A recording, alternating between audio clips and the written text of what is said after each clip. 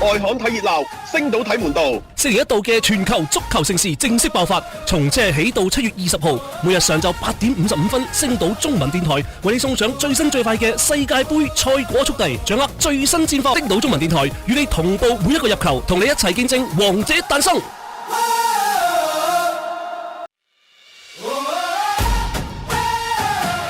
世界盃賽程快報。大家好，我係殷偉文，我係鍾偉文。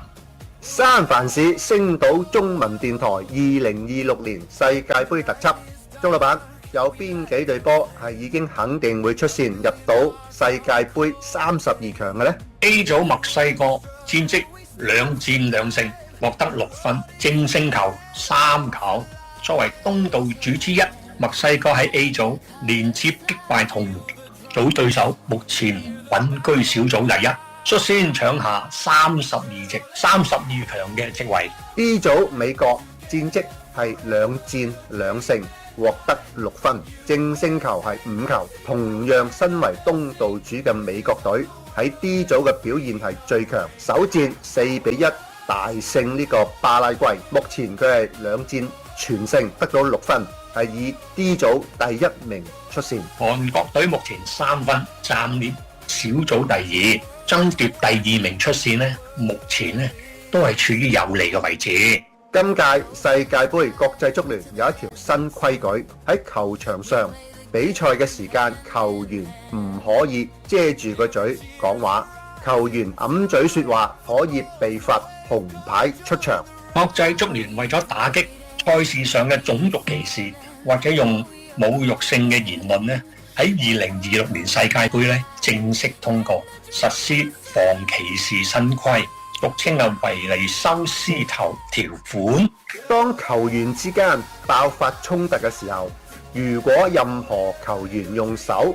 臂或者球衣遮擋嘴巴說話，意圖讓轉播鏡頭和裁判無法讀取唇語，一律會被判認定是隱藏不當言論，